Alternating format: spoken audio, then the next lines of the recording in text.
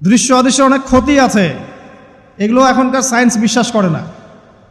আর science বিশ্বাস করে না বলে যে আমরা বিশ্বাস করব না এমনটাও নয়, ঠিক আছে? নবী সাল্লাল্লাহু আলাইহি ওয়াসাল্লাম বলেছেন, রাতের বেলা তোমরা বাচ্চাদেরকে সন্ধ্যাবেলা ছেড়ে দিও না, সন্ধ্যাবেলা বাচ্চাদেরকে ছেড়ে দিও না, আগে ভালো করে সন্ধ্যাটা হয়ে যাক, যদি ছাড়তে হয় তারপর ছেড়ো।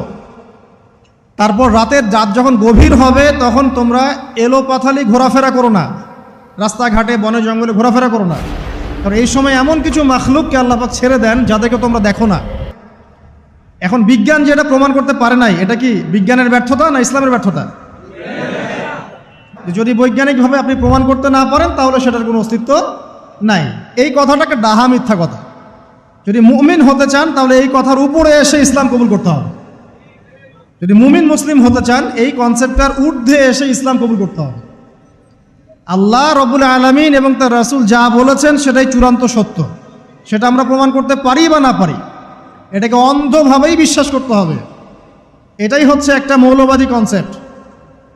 আর এভাবে ইসলামের মৌলিক বিষয়গুলোকে না মানলে কেউ মুসলিম